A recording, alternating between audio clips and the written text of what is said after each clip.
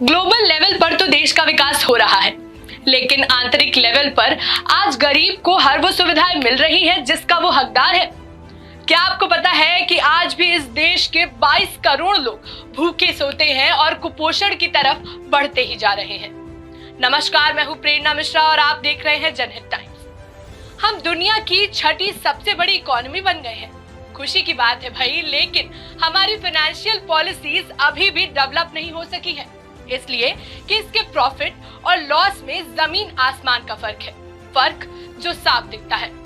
United Nations की report के अनुसार हमारे देश में रईस के बढ़ने की रफ्तार अमेरिका और ब्रिटेन से भी ज्यादा है। कोरोना काल में भारत में ऐसे अमीर जिनकी संपत्ति 200 करोड़ से भी ज्यादा हो, उनकी संख्या में 11% की बढ़ोतरी हुई, यानी 200 करोड़ से ज्यादा संपत्ति वाले लोग बढ़कर 13,637 हो गए। इनमें से 30 से ज्यादा अमीरों की संपत्ति तो दोगुनी ही हो गई। वहीं दूसरी ओर कड़वा सच ये भी है कि आम भारतीय यानी कि मिडिल क्लास की संपत्ति 7% घट गई।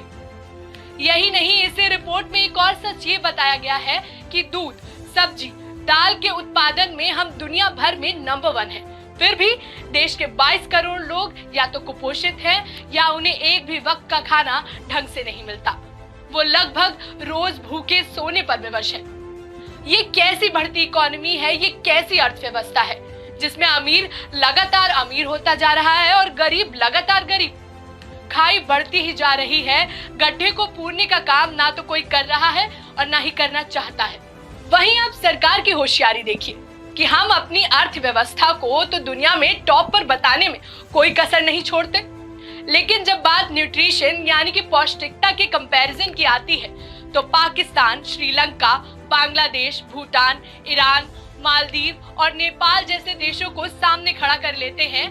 यानी आप बड़े बड़े बोल बोलिए और कंपैरिजन करनी हो तो सबसे गरीब और छोटे देशों से करो, ताकि अच्छे दिखते रहो, क्योंकि सबसे बेस्ट भी तो दिखना है। यही नहीं, गरीबी और भूखमरी मिटाने की हमारी रफ्तार कई डेवलप्ड कंट्रियों से बहुत धीमी है, लेकिन हम इसके कंपैरिजन में भी बांग्लादेश, पाकिस्तान, ईरान और अफगानिस्तान को सामने खड़ा कर लेते हैं। क्यों? क्योंकि बेस्ट जो दिखना है।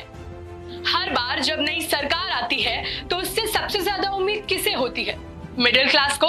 वो भी उनकी उम्मीद को जगाता कौन है, उनकी उम्मीद को बढ़ाता कौन है? ये सरकार, क्योंकि उनका वादा होता है कि हालात बदलेंगे। ये राजनीतिक पार्टियां हमें ये बताती हैं कि हम ये योजना चलाएंगे, हम वो योजना लाएंगे, पर सच क्या है ये आप सब बेहतर जानते हैं। अर्थव्यवस्था में सुधार का डंका पीट पीट कर पिछले कई सालों से आम बजट में मध्यम वर्ग को एक कौड़ी की भी रियायत ना देने वाली सरकार आखिर क्या कर रही है? अमीरों को और अमीर बनाने में और गरीबों को और गरीब, बस यही तो होता आया है। ऐसा कैसा विकास है कि गरीब 2 वक्त का खाना तक नहीं खा पा रहा? मतलब सीधा सा है कि आपके विकास के उद्देश्य में, आपकी अर्थव्यवस्था की नीयत में कोई ना कोई कमी तो है जिसे आप देख नहीं पा रहे और सुधार नहीं पा रहे। ऐसी ही तमाम जरूरी खबरों के लिए हमारे साथ बने रहे और देखते रहे जनहित टाइम्स।